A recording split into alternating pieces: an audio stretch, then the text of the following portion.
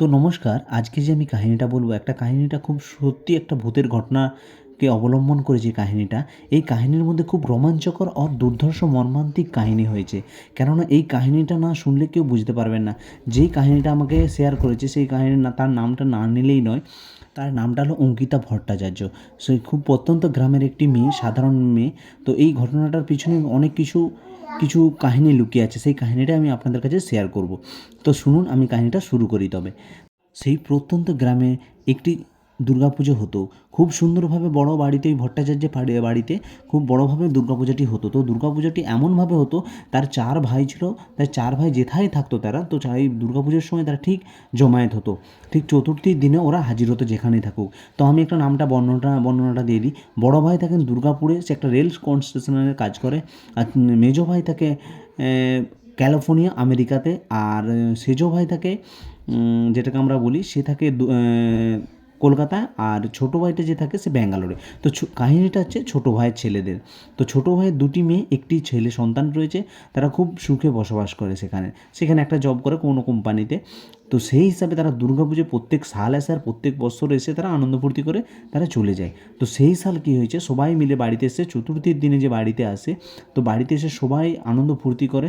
তো আনন্দ ফুর্তি করে জানিস, প্রত্যেক সাল তারা আনন্দ ফুর্তি করে চলেও যায়, আবার আসে। তো সেই সাল কী হয়েছে, একটা খুবই দুঃখজনক ঘটনা ঘটে যায়। তো চতুর্থী দিন আসে, পঞ্চমীর দিন তারা খুব আনন্দ ফুর্তি করে। ষষ্ঠী সপ্তমী কেটে যায় খুব স্বাভাবিকভাবে। তো অষ্টমীর দিন আর নবমীর দিনটা একটু দুঃখজনকভাবে ঘটনাটা শুরু হতে থাকে। তো ঘটনাটা কী হয়, প্রথম নবমীর দিনে কী হয়, সকাল তখন 10টার সময় সে কী করে, সেই বাচ্চা ছেলেটি কিছুটা ঢাল, মানে তাদের বাড়ি থেকে নামতে একটা ছোট্ট দিঘি আছে, সেই দিঘিতে ঠাকুর ভাসান করা হয়। সেই দিঘিতে না যেয়ে সেই সামনে একটা ছোট্ট উঠান আছে, সেই উঠানে ঝুট খেয়ে পুকুরের ধারকে চলে যায়।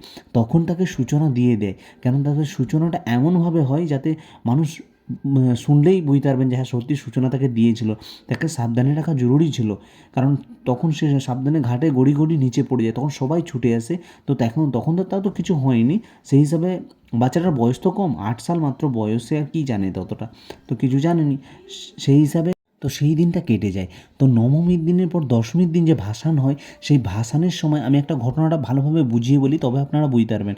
যে ওই যে দিঘিটা আছে, দিঘির মধ্যে চারিপাশে গাছ ছিল। তো একটা ছোট্ট পুকুর, না ছোটো নয়, মোটামুটি দিঘির মনে হয় একটু বড়োই আছে পুকুরটা, আমাকে যে হিসাবে বলেছে। তো পুকুরটা একটু বড় সাইজের ছিল। আর দিঘির সাইডে সাইডে অনেক রকমের গাছ ছিল। তো 2টি সজনা গাছ ছিল, আমরা যেটাকে বলি ডাঁটার যে সজনা ডাঁটা হয়, তার গাছ ছিল। তো 2টি গাছটা কীরমভাবে ছিল, জলের সাইড দিয়ে ছিল। তো জলের সাইডে যখন জলটা বেড়ে যায় না, তো ওই জলটা তখন ওই সজনা গাছের গোড়াটা ডুবে যায়, ডুবে সাইড দিয়ে উঠে যায়। তো যেমন যেমন ভাববে যে সাইড দিয়ে মাঝখান দিয়ে ওই গাছটি উঠেছে, কেননা এমনভাবে গাছটা রয়েছে একটু বেঁকে, সেই হিসাবে ভেসে উঠে যায়। তো হেনকালে সেই দিঘির দিন, যেদিন হচ্ছে ভাসান হবে, মা দুর্গার যে ভাসানটা হয়, সেই সময় সবাই ভাসানে উপস্থিত হয়েছে। সেখানে সবাই জমায়েত হয়েছে। সেই জমায়েতের মধ্যে তারা বাচ্চা বাচ্চা খেলছে, অতটা কেউ ধ্যান দেয়নি। তো সেই কারণে সেই বাচ্চারা তারা ওই দিঘির সাইডে সাইডে ঘুরতে থাকে। তো ঘুরতে থাকে, একটু আধটু যখন সাঁতার জানেনি, সামনে চান করছে সবাই মিলে, যখন চান করেছে তখন বুঝতে পারেনি। তো বাচ্চারা যতজন চান করছিল সবাই মজ মস্তি করছে। তো একটি বাচ্চা, ওই যে ছোটো বাচ্চাটি, তো 8 সাল বয়স, যার বয়স, সে উপর থেকে উঠে ঝাঁপ দিতে শুরু করে। সবাই যখন ঝাঁপ দিচ্ছে, তো ওই বাচ্চাটিও ভাবে আমিও ঝাঁপ দিলে তো কিছু হবে না। তো সেই কারণে সবাই তারা সাঁতার জানে, তো সেই হিসেবে কিছু হয়নি। তো যখন উপর থেকে যে ঝাঁপ দেওয়া শুরু করে, তখন ওই ঝাঁপ দিতে দিতে ওই যে সজনা গাছের ডাঁটার যে গাছটি ছিল, তো গোড়াটা একটু মোটা ছিল। সেই ঝাঁপ দেওয়ার সাথে সাথে ওই গোড়ার নিচে ঢুকে যায়, যা মানে ঝাঁপ দিয়ে যে ডুবে গেছে, ডুবের সাথে সাথে উঠতে গেছে, ওই যে সজনা গাছের গোড়াটা ওই গোড়ার মধ্যে আটকে রয়ে যায়। তো সেই গোড়াটায় যে আটকে রয়েছে, আর উঠতে পারেনি বাচ্চাটা। তো তখন তার পরিস্থিতিটা কেমন হবে? এই মুহূর্তে বাচ্চাটি আর উঠতে পারেনি, সেই গোড়ার মধ্যে আটকে রয়ে যায়। তো তার নিঃশ্বাসটা সেখানেই ত্যাগ হয়ে যায়। সেই কারণে সে কিছু বুঝতে পারেনি। তো আশেপাশে যারা বাচ্চারা চান করছিল তারা তো উঠে চলে যায়। সবাই, মায়ের ভাসান হয়ে গেছে, সন্ধ্যা সন্ধ্যা পরিস্থিতি চলে আসছে। তো সন্ধ্যা সন্ধ্যা পরিস্থিতি যখন আসে যায়, তখন তারা সব বাড়ি চলে যায়। তো বাড়ি যখন যায়, তখন বাচ্চারা দেখে যে একটি বাচ্চা নেই। কার নেই? ছোটো ছেলে, যে বাড়ির যে ছোটো ছেলে, তার ছোটো বাচ্চা ছিল, সেই ছেলেটি নেই। তাহলে সবাই বাচ্চারা কোথাও বলাবলি করছে, তখন সাইডে তারা বাবা মারা শুনতে পায়। তখন বলে, "কী হলো? সে সুমন কোথায় গেল?" বলে, "সুমন তো আমাদের সঙ্গে চান করতে গিয়েছিল, তো সুমন কোথায় গেল? সুমন তো নেই আমাদের সাথে।" বলে, "হ্যাঁ, তোদের সাথে গিয়েছিল, তোদের সাথে সবার সাথে। তোরা ৫-৬ জন ছিলি, তাও সুমন কোথায় গেছে দেখিসনিস?" তো বলছে, "না, আমরা তো চান করছিলাম, সবাই ঝাঁপ দিচ্ছিলাম, তখন তো কেউ বুঝতে পারিনি।" তো সেই কারণে তখন সবাই খোঁজাখুঁজি করে। তো খোঁজাখুঁজির ক্ষেত্রে তখন কেউ বুঝতে পারেনি যে কোথায় বাচ্চাটা। চারিধার জিজ্ঞেস করে, এদিক ওদিক খোঁজে, তো কিছু বুঝতে পারেনি। সেই কারণে তখন তারা ভাবে কি যে চান করতে গেছিলো, ওখানেই একটা কিছু হয়েছে। তখন তারা মায়ের ভাসান তো কমপ্লিট। তখন রাত ৮টা বাজে, সবাই এবার তারা আলোচনা করে যে এক কাজ করা হোক, এই দিঘির জলকে মারা হোক। তো দিঘির জল মারলে তো একটা ছোটোখাটো পাম্পে হবে নি, তখন ৪-৫টা পাম্প চাই। তখন ৪-৫টা পাম্প বসে রাতারাতি ওই দিঘির জলকে মারা হয়। যখন দিঘির জলকে মারতে মারতে আধা জলের একটু নিচে নেমে যায়, তখনই ওই সজনা গাছের যে গোড়াতে বাচ্চাটি আটকে যায়। তো আটকে রয়ে যায়, তখন ওই আটকে যাওয়ার ফলে তার সেখানেই মৃত্যু ঘটে। তো সে সেখানে ওই জন্য উঠতে পারেনি, আর উপরকে উঠতে না পারায় সেখানে আটকে রয়ে যায়। তো তার পরের সময়টা কী অবস্থা হতে পারেন বলুন? পুরো শোকময় পরিবেশ, পুরো পুরো গ্রামটা তো শোকে ছায়া পড়ে যায়। তো সেই মুহূর্তে কিছু না হয়ে তার কৃতিত্ব সম্পন্ন করা হয়। সম্পন্ন করার পর তারা সবাই একে একে সবাই পরস্পর কিছু ওখানকার মায়া কাটিয়ে সবাই যে যার কাজে চলে যায়। তো কিছুদিন এইভাবে কেটে যাওয়ার পর ২-১ মাস মনে হয় কেটেছে। তো ২-১ মাস যখন কেটে যায়, তো কিছুটা সংস্পর্শ বুঝতে পারে। কোথায় না, যে ব্যাঙ্গালোরে সেই বাড়িটি ছিল, তো যেখানে ওরা থাকতো, সেখানে কিছুটা সময় নয়, ওই যখন সিঁড়িতে ওঠানামা করতো, সে সিঁড়িটা ঢাপ ঢাপ ঢাপ ঢাপ ঢাপ করে আওয়াজ আসতো। কিছুটা বল গড়িয়ে যেত, কিছুটা বল মাঝে মাঝে কেউ ফিকছে, সেই বল কেউ ধরতে পারছে না, এইরকম কিছুটা আওয়াজ পেত রাত্রের দিকে। তো সেই মুহূর্তে ওরা না বুঝতে পারেনি যে কী কারণে হচ্ছে। জানে অমনি কেউ কোনো বিড়াল ফিরাল যাচ্ছে বা কোনো অন্য কিছু হবে, হয়তো সামথিং কিছু হবে। তো সেই হিসাবে তখন আর কিছু ওরা গুরুত্ব দেয়নি। তো ওখানে কিছুদিন আবার আস্তে আস্তে এরকম কাটতে থাকে। তারপর একদিন বাড়াবাড়ি কীরকম হয়, তখন মনে হয় রাত্রি ২টো থেকে ২:৩০টার মধ্যে বাজবে। ওরা তখন ঘুমাচ্ছে, অফিসে খুব খাটাখাটনি করার পর ওরা অফিস থেকে আসে, একভাবে শুয়ে আছে, ২টো মেয়ে সঙ্গে থাকে। তো হেনকালে ওরা যখন কিছুটা ছাদে আওয়াজ পায়, তো ছাদের একদম উপরের ছাদে ওরা থাকে, মানে ফ্ল্যাটটা এমনইভাবে সিস্টেম করা আছে, ওরা একদম উপর ব্যালকনিতে থাকে। তো ছাদে কিছুটা সময় ধরে আওয়াজ হয়। কীরকম আওয়াজ হয়? তোরা কান্নার আওয়াজ হয়। তখন কান্নার আওয়াজে কী বলে যে, "মা, আমি বহুত দিন তোমাকে দেখিনি, অনেক দিন দেখিনি, তোমায় দেখতে পাইনি, তুমি কোথায় আছো?" তো অনেকবার বলার পর ওর মায়ের ঘুম ভেঙে যায়। তখন ওর মা যখন ঘুম ভেঙে, তখন ওর স্বামীকে ডাকে, তখন বলে যে, "দেখো তো, কে এরকম বলছে যে এরকম, মা, আমি অনেক দিন কষ্টে আছি, তুমি কোথায় আছো?" তো আমি শুনতে পাচ্ছি এরকম কথা। বলে, "কখন থেকে?" বলছে, "অনেকক্ষণ থেকে শুনতে পাচ্ছি।" তখন শোনার কারণে ওরা ভাবে, বলে, "চলো তাহলে একবার দেখে এসি কে।" তখন ওর মা বলে, "না, যেতে হবে না, যা করার সকালটা হোক, সকাল হলে আমাদের দেশে আমাদের ভট্টাচার্যদের যে আমাদের তান্ত্রিক গুরুদেব আছে, তো ওকে ফোন লাগিয়ে একবার জিজ্ঞেস করে বলবো যে কী ঘটনাটা ঘটছে।" তো সেই কারণে তারা কষ্ট সৃষ্ট করে তারা সেই রাতটা অনেক কষ্টে কাটিয়ে নেয়, কিছু আওয়াজের মাধ্যম দিয়ে কাটিয়ে নেয়, ভোর হয়ে যায়। তো হেনকালে ওরা শুয়ে, সেই মুহূর্তে সকাল হওয়ার পরে ওরা তখন ৮টা, সাড়ে ৮টার দিকে সেই গুরুদেবকে, ওদের যে তান্ত্রিক গুরুদেব থাকে, তাকে ফোন লাগায়। তো তাকে যখন ফোন লাগায়, তাকে বলার পর ঘটনাটা পুরো খুলে বলে। সামথিং কিছু যে কিছুটা হচ্ছে সেটা ওরা বুঝতে তো পারছে।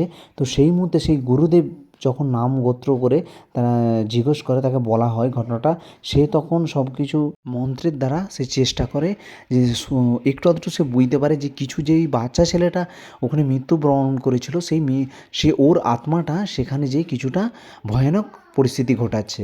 তখন তাকে ফোনের মাধ্যমে সে আবার ঘুরে বলে যে, "দেখো, এই অবস্থাটা একটা খুব সামথিং কিছু অবস্থা খুব খারাপ আসছে।" তো সেই হেনকালে ওদেরকে ইমিডিয়েট ওদেরকে বলে, "তো এখানে দেশকে আপনাদেরকে আসতেই হবে, এখানে এসে যা করার এখানেই করতে হবে, কারণ এখান থেকেই যা কিছু করার মন্ত্রপুত সব কিছু করতে হবে, তবেই এখানে কিছু কাজ হবে, নাহলে ওখান থেকে কিচ্ছু কাজ হবে না।" তো হাতোহাত ওরা সেই দিনই, একদিন পরে ওদের অফিসের ছুটি নিয়ে ওরা ফ্লাইটে করে সবাই মিলে চলে আসে। তো এরা খুব চেষ্টা করছিল যে কিছু যদি ওইটাকে উদ্ধার করা যায় বা গোয়ায় যেয়ে কিছু উদ্ধার করতে পারে, কিন্তু না, সেটা নয়, ওদেরকে একটা বড় যজ্ঞ করতে হবে, সেই যজ্ঞর মাধ্যমেই যা কাজ করতে হবে, কেননা ওই আত্মা যে আছে সেই আত্মা মুক্তি পায়নি, কেননা সে তো ছোটো বাচ্চা, সে কষ্ট পেয়ে মৃত্যুবরণ করেছে সেখানে, তার জন্য সে তার আত্মাটা খুব জ্বালাচ্ছিল তাদেরকে। সেই কারণে এরা এখানে সেই দিন একদিন পরেই চলে আসে, এখানে এসে তো যজ্ঞ করা হয়।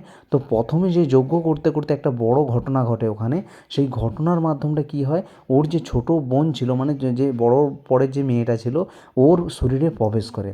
তো ওর শরীরে প্রবেশ করে ওকে বলে যে আমি খুব কষ্টে আছি, আমাকে মুক্তি দাও, আমি নাহলে এখানে তোড়পাড় করে দেবো, আমি এখানে পুজো হতে দেবো নি। তো সেই তারপর তাকে যে যজ্ঞ করে তার স্বাভাবিক মাত্রায় ফিরিয়ে এনে তাকে মুক্তি দেওয়ার চেষ্টা করে। তো অতএব সেই পরিস্থিতিতে সে তো মুক্তি পেয়ে যায়।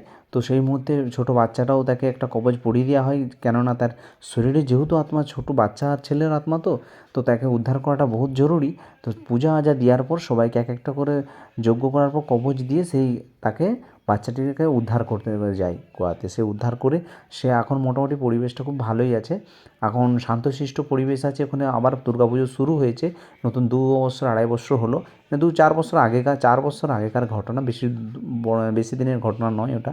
তো এখন পূজা আজাও খুব ভালোভাবে হয়, আর খুব সুন্দরভাবে এখন পূজা আজা শুরু হয়েছে, আবার নতুন করে পূজা আজা করছে। তো নতুন পুরনো স্মৃতি ভুলে যে নতুন স্মৃতিতে সব পূরণ হচ্ছে, আবার নতুন করে সবাই একসাথে জোট হয়ে পূজা হয় ওখানে খুব সুন্দরভাবে। তো আমাকে যে কাহিনিটা বলেছে অঙ্কিতা, তো আমি অঙ্কিতাকে একটা অবশ্যই বাহবা দেবো, কেননা এত সুন্দর একটা প্রদর্শনী কাহিনী যে আমাকে বলেছে, সত্য কাহিনী, আর খুব সুন্দর একটা মিষ্টি কাহিনী আমাকে উপহার করেছে। তো নমস্কার অঙ্কিতা। আর রিঙ্কুর কথা তো না বললেই নয়, এত সুন্দর দুজনে মিলে এত সুন্দর একটা কাহিনী আমাকে, সত্য কাহিনী আমার কাছে দেওয়ার জন্য, আর খুব সুন্দরভাবে গুছিয়ে লেখার জন্য। তো আজকের মতো নমস্কার, সবাই ভালো থাকবেন, সুস্থ থাকবেন, আবার নতুন কোনো দেখা হচ্ছে একটা সত্য ভৌতিক ঘটনাকে নিয়ে। তো আজকের মতো নমস্কার। আর ভালো লাগলে অবশ্যই আমার চ্যানেলটা একটা সাবস্ক্রাইব করবেন, একটা লাইক করবেন, একটা শেয়ার করবেন। আবার নতুন কোনো ঘটনার সাথে দেখা হচ্ছে বৃহস্পতিবার সন্ধে 8টা 30 মিনিট সময়ে। তো নমস্কার, গুড নাইট, সবাই ভালো থাকবেন, সুস্থ থাকবেন। আজকের মতো নমস্কার।